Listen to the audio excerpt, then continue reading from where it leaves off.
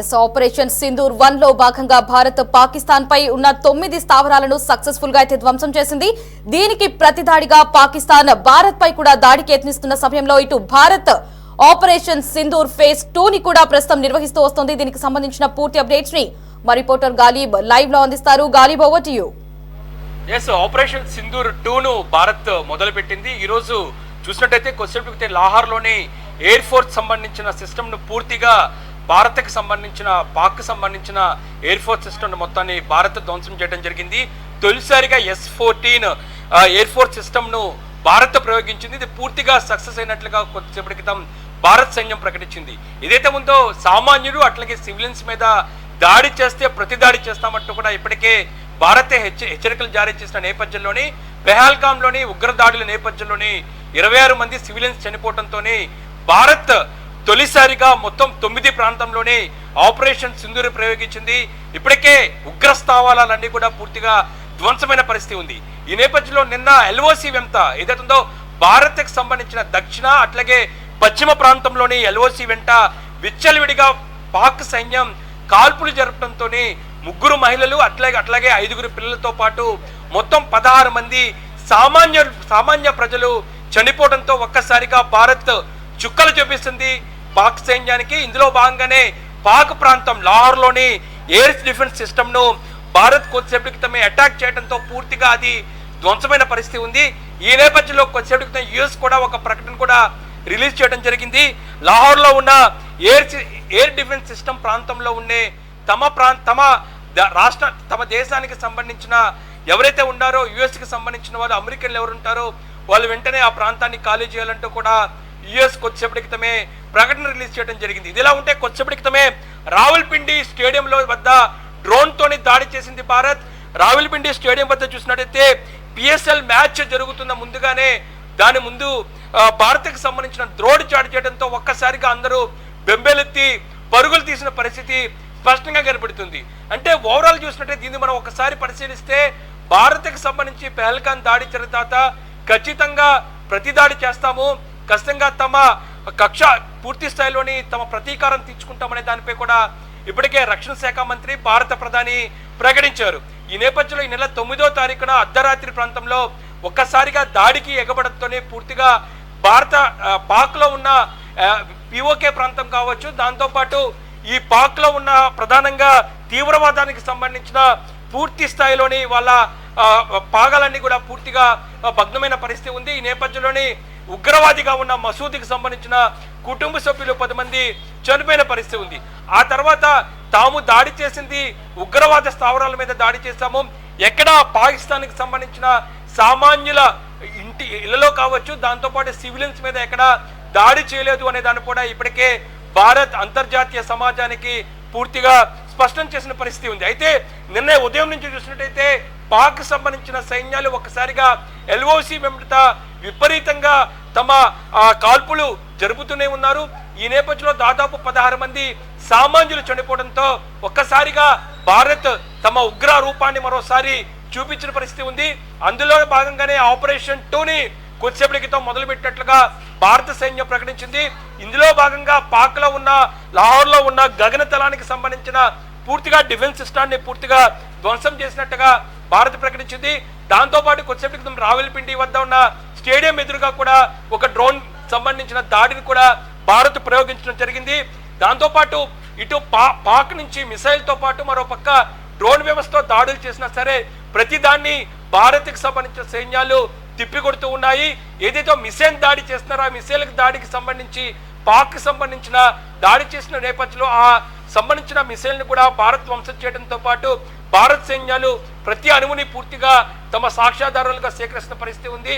ఎందుకంటే ఏ విధంగా తాము దాడి చేసింది ఖచ్చితంగా ఉగ్రవాద స్థావరాల మీద దాడి చేస్తే సామాన్య ప్రజలను టార్గెట్ చేస్తూ పాక్ సైన్యాలు దాడి చేస్తున్నాయనే దానిపై కూడా ఇదేదో అంతర్జాతీయ సమాజానికి పూర్తిగా తెలిపే దిశగా కూడా భారత్ ప్రయత్నం చేసిన పరిస్థితి స్పష్టంగా కనబడుతుంది.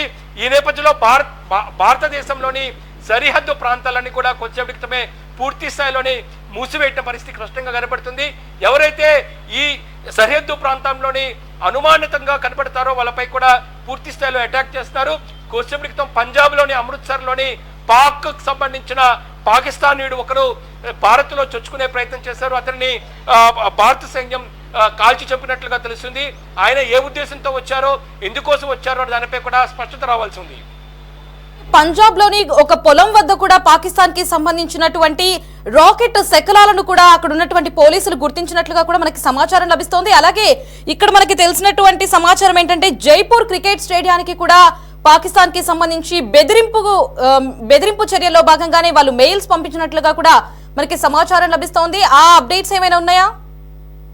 ఏదైతుందో జైపూర్కు సంబంధించి క్రికెట్ స్టేడియంలో కూడా ప్రధానంగా ఈ పాక్ సంబంధించి బెదిరింపులు వచ్చిన పరిస్థితి ఉంది. దాంతోపాటు పంజాబ్, మీరు ఇందాక చెప్పినట్లుగా పంజాబ్లోని వ్యవసాయ క్షేత్రంలో ఏదైతే ఉందో అక్కడ కూడా ఇటు పాక్కి సంబంధించిన మిసైల్ ఒకటి వచ్చిన పరిస్థితి ఉంది. రాకెట్ ను కూడా కొద్దిసేపటికి భారత సైన్యం గుర్తించారు.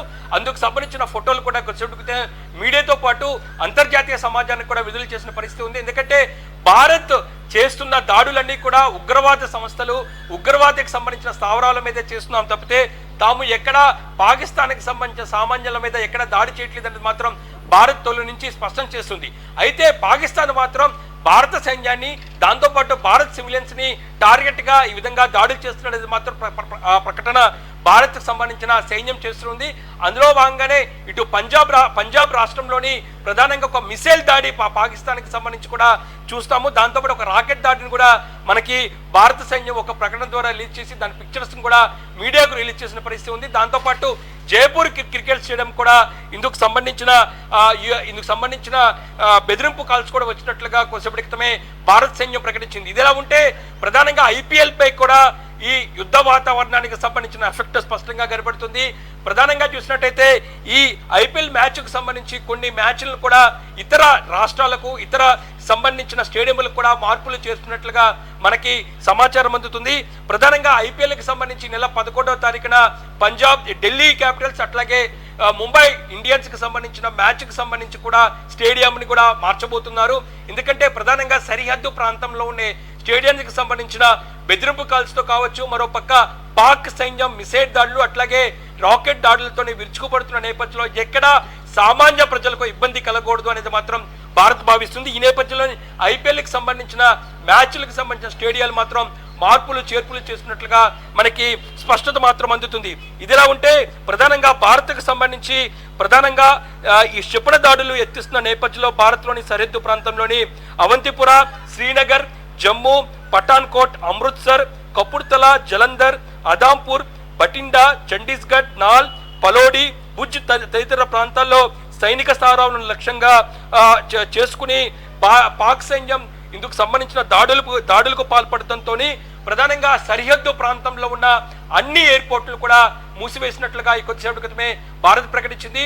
ఆ ప్రాంతంలో ఎవరైనా సరే అనుమానాస్పదంగా తిరిగితే ఖచ్చితంగా షూటౌట్ ఆర్డర్స్ మాత్రం ఇప్పటికే భారత ప్రభుత్వాన్ని నుంచి సైన్యానికి అందిన నేపథ్యంలోని అమృత్సర్లోని పాక్ దేశానికి సంబంధించిన ఒక వ్యక్తి భారత్లోకి చొచ్చుకునే ప్రయత్నం చేశారు. ఆయన్ని కూడా భారత సైన్యం కాల్చి చెప్పినట్లుగా తెలుస్తుంది. ఆయన ఏ ఉద్దేశంతో వచ్చారు, దేనికోసం వచ్చారు దానిపై కూడా స్పష్టత రావాల్సి ఉంది. ఈ నేపథ్యంలోనే ప్రధానంగా యుఎస్ పూర్తి స్థాయిలోని భారత్ పాక్ మధ్య జరుగుతున్న ఈ కాల్పులకు సంబంధించిన ప్రతి అంశాన్ని ఇటు యుఎస్ ప్రభుత్వం పూర్తి స్థాయిలోని పరిశీలిస్తుంది. అందులో భాగంగానే లాహోర్లోని ఈ అటాక్ జరిగిన నేపథ్యంలో, లాహోర్లోని గగనతలానికి సంబంధించిన పూర్తి అటాక్ జరిగిన నేపథ్యంలోని పాక్ సంబంధించిన ఎయిర్ సిస్టమ్ డిఫెన్స్ పూర్తిగా దగ్ధమైన నేపథ్యంలో ఆ ప్రాంతంలో ఉండే యుఎస్కి సంబంధించిన అమెరికన్లు ఎవరైతే ఉన్నారో వాళ్ళందరూ కూడా ప్రస్తుతం ఖచ్చితంగా అక్కడి నుంచి ఖాళీ చేయాలంటూ కూడా ఇప్పటికే యుఎస్ ఆదేశాలు జారీ చేసిన పరిస్థితి స్పష్టంగా కనబడుతుంది. అంటే మనం చూసినట్టయితే నిన్న అర్ధరాత్రి, ఈ నెల 7వ తారీఖున అర్ధరాత్రి భారత్ ప్రారంభించిన ఆపరేషన్ సింధూరా మాత్రం ప్రస్తుతం కొనసాగుతుందని చెప్పుకోవచ్చు. ఈ రోజు జరిగిన విపక్షాలకు సంబంధించి అఖిలపక్ష సమావేశంలోనే ఇదే అంశాన్ని భారత రక్షణ శాఖ మంత్రి రాజ్నాథ్ సింగ్ ప్రకటించారు. తాము ప్రారంభించిన ఆపరేషన్ సింధూరా కొనసాగుతుంది, ఖచ్చితంగా ఇందుకు సంబంధించిన ఏరవేత కొనసాగుతుంది. ఎవరైతే ఉగ్రమూకలు దాడులకు పాల్పడ్డారో వాళ్ళ మీద పూర్తి స్థాయిలోనే భారత్ బుద్ధి చెబుతుంది. అయితే పాక్ సైన్యం విచ్చలవిడిగా ఎల్ఓసి వెంట దాడులు చేస్తుంది, సామాన్య ప్రజలు చనిపోతున్నారు. ఈ నేపథ్యంలోని పాక్ భూ ప్రాంతంలో తాము దాడులు చేయబోతున్నాం అనే అంశాన్ని కొద్దిసేపటి క్రితమే అఖిలపక్ష సమావేశంలోని భారత రక్షణ మంత్రి రాజ్నాథ్ సింగ్ ప్రకటించిన వెంటనే లాహోర్లో ఒక్కసారిగా అటాక్ చేయడం జరిగింది. S-14 తొలిసారిగా ఈ రాకెట్ లాంచ్ ను భారత్ ప్రయోగించింది. ఇది పూర్తిగా సక్సెస్ అయినట్లుగా తెలుస్తుంది. ఇందులో భాగంగానే ఈ ప్రధానంగా లాహోర్లో ఉన్న ఎయిర్ డిఫెన్స్ సిస్టమ్ ను పూర్తిగా S-14 దగ్ధం చేసినట్టు తెలుస్తుంది.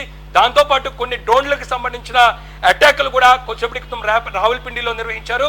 రావుల్పిండి స్టేడియం ఆపోజిట్ లోనే ఇందుకు సంబంధించిన దాడి జరిగినట్టు తెలుసు. మన విజువల్స్ కూడా స్పష్టంగా కనబడుతున్నాము. రావుల్పిండిలోని PSL ఏదైతే ఉందో PSL మ్యాచ్ జరుగుతుంది.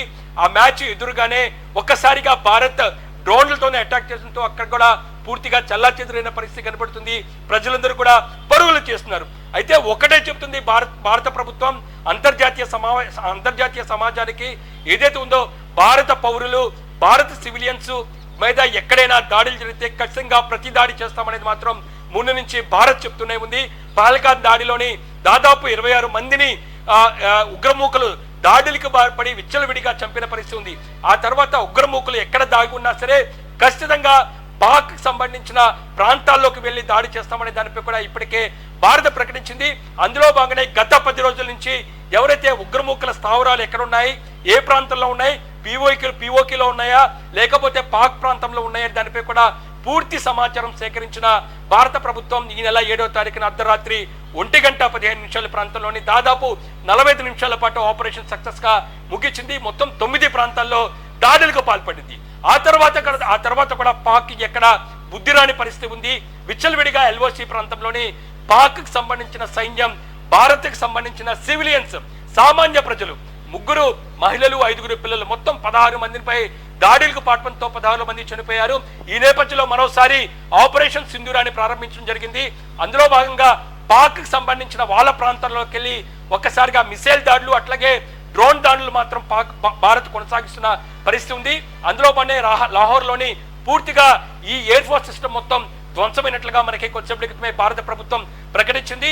ఇంకా దాంతో పాటు రావుల్పిండిలో కూడా స్టేడియం వద్ద ఒక్కసారిగా డ్రోన్లతో దాడి చేయడంతో అక్కడ పూర్తి స్థాయిలో దగ్ధమైనట్టుగా మనకి సమాచారం ఉంటుంది. అంటే ఓవరాల్ గా చూసినట్లయితే భారత్ పాక్ మధ్య మాత్రం యుద్ధం తారాస్థాయికి చేరింది. పూర్తి స్థాయిలోని పాక్ సైన్యులకు భారత ప్రభుత్వం బుద్ధి చెబుతుంది. ఎక్కడైతే సివిలియన్స్ మీద దాడి చేసినా, భారత్కు సంబంధించిన భారతీయుల మీద దాడి చేసినా బుద్ధి చెబుతామంటూ కూడా భారత సైన్యం ప్రకటిస్తుంది. అందులో భాగంగానే దాడులు మాత్రం తీవ్ర స్థాయిలో చెబుతుంది. పూర్తి స్థాయిలోనే భారత్ సైన్యం పాక్ సైన్యానికి చుక్కలు చూపిస్తుంది అనేది కూడా స్పష్టంగా మనకు అర్థమవుతుంది. లహరి, ఇప్పటికే పాకిస్తాన్ వాళ్ళు మీ విజయానికి మేము ప్రతీకారం తీర్చుకుంటామంటూ కూడా సోషల్ మీడియాలో పెద్ద ఎత్తున హల్చల్ చేస్తున్న తరుణంలో ఇటు భారత్ పాకిస్తాన్ కు గట్టి దెబ్బ ఇచ్చింది. ఇటు ఇస్లామాబాద్ తో సహా రావుల్పిండ్ లాంటి స్టేడియం, అలాగే పాకిస్తాన్ లో ఉన్నటువంటి మెయిన్ ప్లేసెస్ ని టార్గెట్ చేసుకొని, మెయిన్ సిటీస్ ని టార్గెట్ చేసుకొని భారత్ అయితే ముందుకు వెళ్తుంది, దాడి చేస్తుంది. మరి ఇంకా పాకిస్తాన్ లో ప్రధానంగా చూసినటువంటి మెయిన్ సిటీస్ ఏమేమి ఉన్నాయి, ఏ సిటీస్ పై భారత్ మరి ముందు దాడి చేసే అవకాశం కనిపిస్తోంది? ఈ విధమైన దాడులు చూసినట్టయితే 1971లోని భారత్ పాక్ మధ్య జరిగిన యుద్ధం తర్వాత దాదాపు కొన్ని సంవత్సరాల తర్వాత అతిపెద్ద యుద్ధంగా మనం చెప్పుకోవచ్చు. ఎందుకంటే ఎప్పుడు ఈ విధంగా దాడులకు భారత్ పాల్పడలేదు. ఎప్పటి నుంచో పాక్ను హెచ్చరిస్తూ ఉంది. ఖచ్చితంగా పాక్ ఏదైతే ఉందో ఉగ్రమూకులపై పూర్తి స్థాయిలో అణచివేయాలి, ఉగ్రవాదాన్ని ప్రోత్సహిస్తవద్దు అనేది మాత్రం ఇప్పటికే పలుమార్లు భారత ప్రభుత్వం పాక్ను హెచ్చరిస్తూ ఉంది. పాక్ చేస్తున్న ప్రతి అంశాన్ని ఇటు ఇతర దేశాలకు పూర్తిగా భారత్ చెప్తూనే ఉంది. అయితే తాజాగా పహల్గామ్ సంబంధించి ఉగ్రమూకులు అక్కడ వరకు రావటం, సాధారణ పర్యాటకులపై దాడి చేయటం, ఈ నేపథ్యంలో మహిళలను పక్కన పెట్టి పురుషులను టార్గెట్ గా ఒక మతం పేరుతోనే దాడి చేయడంతో ఒక్కసారిగా ఈ అంశాన్ని చాలా సీరియస్ గా భారత ప్రభుత్వం తీసుకోవడం జరిగింది. పాక్ కు సంబంధించిన ఏదైతే ఉందో జైషే మహమ్మద్ లాంటి ఉగ్రవాదకు సంబంధించిన సంస్థలకు సంబంధించిన ప్రతినిధులే ఈ మొత్తం దాడికి పాల్పడినట్లుగా పూర్తి ఆధారాలను సేకరించిన భారత ప్రభుత్వం ఈ అంశాన్ని US తో పాటు, రష్యాతో పాటు, మరోపక్క సౌదీ లాంటి అతిపెద్ద కంట్రీలకు, దేశాలకు కూడా పూర్తిగా వివరించిన పరిస్థితి ఉంది. భారత్లో ఈ విధంగా దాడికి పాల్పడిన ఉగ్రమూర్తులపై ఖచ్చితంగా చర్యలు తీసుకోవాలంటూ కూడా అన్ని అగ్రరాజ్యాలు పూర్తిగా భారత్కు సహాయ సహకారాలు అందించిన పరిస్థితి ఉంది. ఆ సహాయ సహకారాలు అందించిన తర్వాత ఒక్కసారిగా పాక్ను అంతర్జాతీయ సమాజం ముందు బట్టలిప్పి నించోబెట్టిన భారత ప్రభుత్వం ఒక్కసారిగా ఈ విధంగా దాడులకు పాల్పడింది. ఏదైతే ఆపరేషన్ సింధూరా పేరుతోని ఒక్కసారిగా 9 స్థావరాలు ఏదైతే ఉందో ఉగ్రమూకలు ఉండే 9 స్థావరాలు, ప్రధానంగా మసూద్ ఏదైతే ఉన్నారో తమ కుటుంబ సభ్యులు ఉండే ఒక ప్రాంతంలో దాడికి చేసిన నేపథ్యంలో దాదాపు 10 మంది చనిపోయినట్లుగా ఇప్పటికే ఉగ్రవాద సంస్థ ప్రకటించింది. అయితే ఈ దాడులకు సంబంధించి మనకున్న సమాచారం ఏదైతే ఉందో అధికారికంగా బయటకు ప్రకటించింది కొంతవరకే చనిపోయినట్లుగా చెప్పినా సరే అతి పెద్దలోని చాలా మొత్తంలోని చనిపోయినట్లుగా మనకు తెలుస్తుంది. ఎక్కడా పాక్ తాము ప్రాంతంలో చనిపోయిన అంశాలకు సంబంధించి కొంతవరకే బయటకు సమాచారం ఇస్తున్నట్టే పూర్తి స్థాయిలోని అతిపెద్ద ధ్వంసంగా మనం చూసుకోవచ్చు.